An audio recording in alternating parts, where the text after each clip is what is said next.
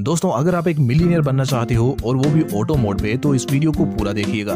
दोस्तों आओ मैं आपको मिलवाता हूँ 3 सहेलियों के साथ, जिनमें से सहेली नंबर 1 का नाम है दीक्षा, नंबर 2 का नाम है दीप्ति और नंबर 3 का नाम है दीपिका। ये तीनों बचपन की सहेलियां हैं और तीनों आपस में हर बात शेयर करती हैं। बात है तब की जब इन तीनों की उम्र थी 15 साल। दीक्षा के पिता एक स्टॉक ब्रोकर थे, जिस कारण उनके कई सारे इन्वेस्टर फ्रेंड भी थे और वो कई बार दीक्षा के पिता से मिलने उनके घर आते रहते थे।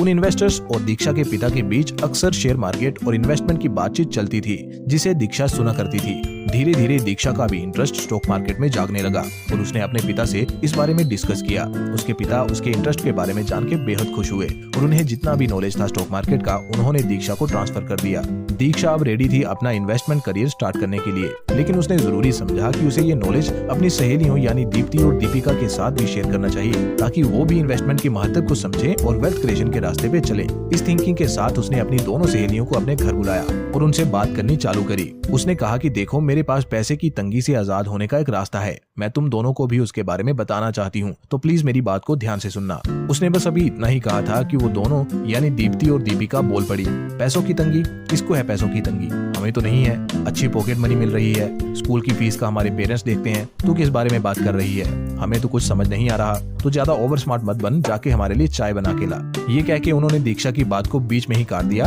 और उसकी इन्वेस्टमेंट वाली बात में कोई इंटरेस्ट नहीं दिखाया। इनफैक्ट उन्होंने दीक्षा को भी डिमोरलाइज किया, ये कह के कि देख, इन सब चक्करों में मत पड़, ये सब बड़े लोगों का काम है, हम अभी बच्चे हैं, हमें ये सब सोचने की जरूरत नहीं है। जब 30-40 साल के हो जाएंगे तब सोचेंगे इन्वेस्टमेंट के बारे में, सो जस्ट चिल।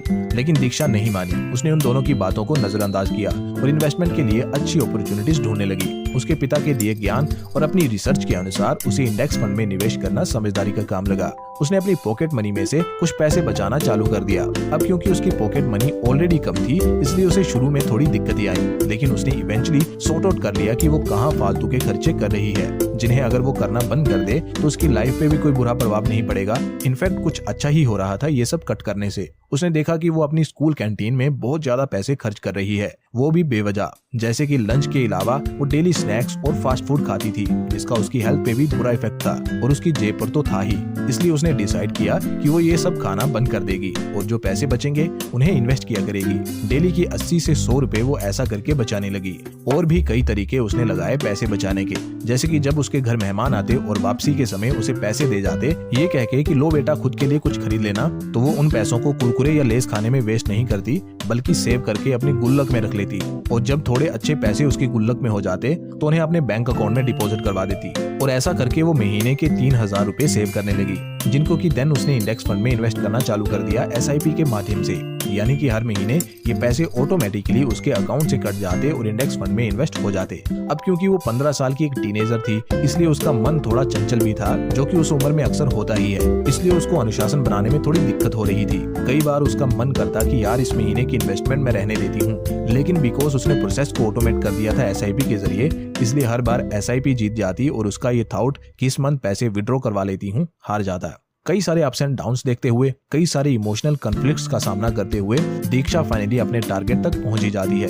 उसका टारगेट था कि वो सिर्फ 5 सालों तक मेहनत करेगी, अनुशासन के साथ इन्वेस्ट करेगी और जब सब लोग दौड़ लगा रहे होंगे पैसों के पीछे, तब मैं पैसे की चिंता छोड़ दूंगी और पैसे को खुद व खुद ग्रो होने के लिए छोड़ दूंगी। और उसने वैसा ही किया। 5 साल तक एक्टिवली निवेश किया SIP के माध्यम से और जब वो 20 की हो गई तब उसने फर्दर इन्वेस्ट करना छोड़ दिया। अब तक दीक्षा की जॉब लग चुकी थी और दीप्ति और दीपिका की भी, लेकिन तीनों की क्वालिटी ऑफ लाइफ में बड़ा फर्क था। दीप्ति और दीपिका जब भी बात करती तो इसी बारे में बात करती कि यार इस महीने तो बोनस भी मिला था, लेकिन फिर भी बैंक अकाउंट में तो बैलेंस बस 500 ही रिफ्लेक्ट कर रहा है। जबकि दीक्षा बात करती ट्रैवल की या फिर शॉपिंग की, वो पैसे का पूरा इस्तेमाल एंजॉय करने में करती और बहुत ही कम सेव करती इमरजेंसी या कोई और ऐसी सिचुएशन के लिए जिसमें उसे लिक्विड फंड की जरूरत पड़े। उसका ये केयरलेस एटीट्यूड देख के दीप्ति और दीपिका इस असमंजस में पड़ गई कि यार हमारी इतनी कोशिशों के बाद, इतनी कंजूसी के बाद भी हम लोग सेविंग की चिंता में रहती हैं और दीक्षा को देखो, इसे तो जैसे कुछ फिक्र ही नहीं है। पैसों के बारे में इतना ज्ञान देने वाली लड़की आज पैसे की चिंता ही नहीं करती। क्या हो गया है इसको? ये इसकी केयरलेसनेस है या फिर कुछ और? चलो इसी से पूछते हैं। वो दोनों जाती हैं और दीक्षा से बात करती हैं। वो कहती हैं कि यार हम तीनों की सैलरी सेम है, खर्चे भी सेम है, इनफैक्ट तू हम दोनों से ज्यादा खर्च करती है, तो तुझे पैसों की तंगी नहीं सताती? पैसों की तंगी? किसको है पैसों की तंगी? दीपिका उसी लहजे में कहती है जिसमें तब इन दोनों ने कहा था जब दीपिका इन्हें इन्वेस्टमेंट समझाने की कोशिश कर रही थी। हाँ ठीक है, नहीं है तुझे पैसों की दिक्कत, लेकिन हमें भी तो बता कि कैसे, दीपिका और दीक्षा कहती हैं। तब दीक्षा कहती है कि मैंने आज से 5 साल पहले तुम दोनों से कहा था कि चलो इन्वेस्ट करते हैं, लेकिन तुम दोनों तो मानी नहीं थी, पर मैं इन्वेस्ट करती थी। मैंने 5 सालों तक हर महीने 3000 रुपए इन्वेस्ट करे थे और अब मैं फ्यूचर के लिए सिक्योर हूँ। मुझे सेव करने की चिंता नहीं है, मेरे पैसे ही अब और पैसे बनाते रहते हैं मेरे बिना कुछ किए, इसलिए अब मैं जो कमाती हूँ उसे मजे से खर्च करती हूँ बिना फ्यूचर की चिंता किए। ये सब बता के दीक्षा चली जाती है।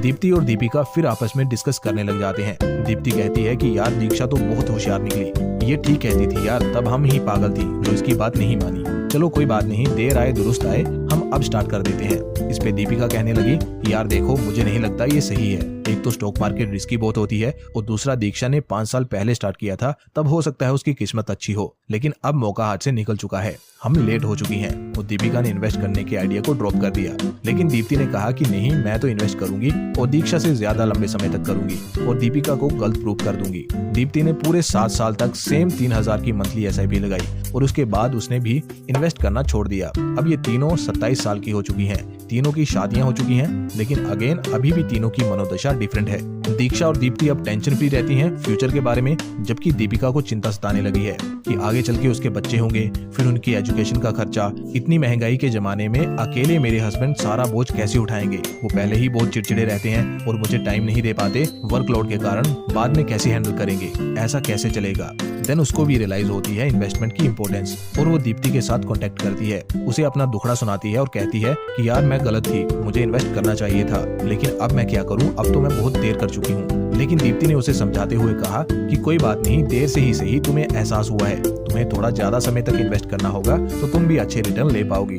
दीपिका इन्वेस्ट करना स्टार्ट कर देती है और वो भी 3000 की मंथली SIP से स्टार्ट करती है, लेकिन 5 या 7 साल के लिए नहीं बल्कि सीधा 38 साल के लिए, इस माइंडसेट के साथ कि चाहे मैं सबसे लेट हूँ लेकिन मैं ज्यादा समय तक इन्वेस्ट करके ज्यादा वेल्थ बना लूंगी। 38 साल बाद अब तीनों 65 साल की हो चुकी हैं। दीक्षा ने सिर्फ 5 साल तक 3000 रुपए हर महीने इन्वेस्ट किए और दीप्ति ने 7 साल तक, उसके बाद उन दोनों ने कभी भी दोबारा पैसे नहीं इन्वेस्ट किए। और दूसरी तरफ दीपिका ने 38 साल तक लगातार महीना दर महीना 3000 रुपए इन्वेस्ट किए हैं। तो अब देखते हैं तीनों में से ज्यादा अमीर कौन बना है, किसने सबसे ज्यादा वेल्थ एक्यूमुलेट करी है। दोस्तों इस चार्ट को देखिए, इसमें नंबर 1 पे है दीक्षा विद की उसने टोटल कितने पैसे इन्वेस्ट किए हैं। आप देख सकते हैं कि उसकी टोटल इन्वेस्टमेंट थी 1,80,000 रुपए।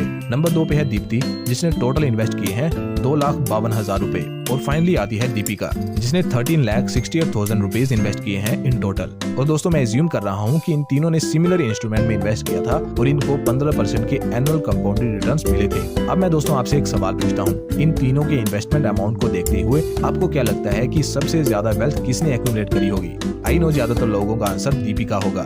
तो चलिए देखते हैं कितनी नेटवर्थ है दीपिका की। दोस्तों दीपिका की 38 साल तक 3000 की SIP और इन टोटल 13,67,000 रुपए इन्वेस्ट करने के बाद उसकी वेल्थ बनी है लगभग 7 करोड़ रुपए। जो सबसे ज्यादा है या नहीं आपको जल्दी ही पता चल जाएगा।